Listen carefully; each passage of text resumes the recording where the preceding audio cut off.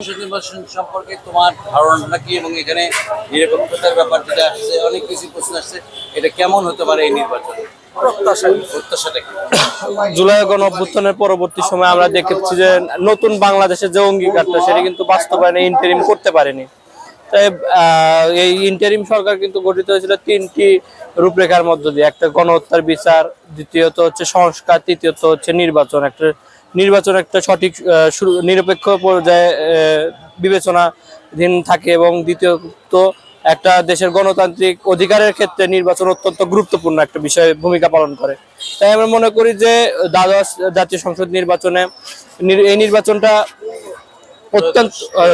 ত্রয়োদশ জাতীয় সংসদ নির্বাচনটা এটা অত্যন্ত গুরুত্বপূর্ণ একটা ভূমিকা পালন করবে বাংলাদেশের জনগণের ক্ষেত্রে। কেননা আমরা অতীতে দেখেছি যে একটা দল ক্ষমতায় থাকাকালীন অবস্থায় যে একটা ফ্যাসিবাদ গড়ে তোলার যে একটা কাঠামো সেটি কিন্তু দাঁড়িয়ে গিয়েছিল। তাই ত্রয়োদশ জাতীয় সংসদ নির্বাচনের মাধ্যমে যেন বাংলাদেশের মানুষের ভোটের অধিকার এবং গণতান্ত্রিক যে অধিকারগুলো সেগুলো যেন পরবর্তীতে বাস্তবায়নে আকাঙ্ক্ষা যে সেটি বাস্তবায়ন করতে পারে। এবং আমরা এখানে কিন্তু নতুন একটা সংযোজন দেখতেছি, গণভোটের যে বিষয়টা। আমরা মনে করি যে গণভোটটা অবশ্যই গুরুত্বপূর্ণ যদি সংস্কারগুলো এই বাস্তবায়ন করতে পারে। ইন্টারিম তাদের যে রেখে যাওয়া সংস্কারগুলো এই গণভোটের মাধ্যমে কিন্তু একটা বাস্তবায়নের আমরা যে চিত্র সেটি কিন্তু দেখতে পাবো। তাই আমরা মনে করি যে অবশ্যই ত্রয়োদশ জাতীয় সংসদ নির্বাচন বাংলাদেশের মানুষের জন্য অত্যন্ত গুরুত্বপূর্ণ। এখানে নিরপেক্ষতার বিষয়গুলো যদি আমরা চিন্তা ভাবনা করি বা দেখি, আমরা তরুণ প্রজন্ম যারা নতুন ভোটার, এবার যারা ভোট দিব, 17 বছর তো ভোট দেওয়া থেকে আমরা বঞ্চিত ছিলাম।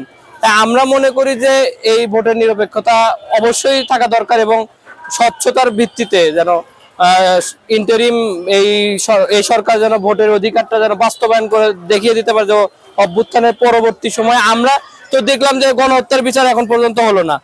দ্বিতীয়ত আমরা দেখলাম যে আপনার সংস্কার সেটিও কিন্তু বাস্তবায়ন করতে পারেনি। তৃতীয়ত আমাদের যে আকাঙ্ক্ষাটা এখন যে ভোটটা আমাদের, এটি বাস্তবায়ন কতটুকু করতে পারে এটি একটা আশঙ্কা আমাদের মধ্যেও আছে। কিন্তু আমরা মনে করি যে এটি বাস্তবায়ন করতে ইন্টারিমের সর্বশেষ দায়িত্ব। ধন্যবাদ।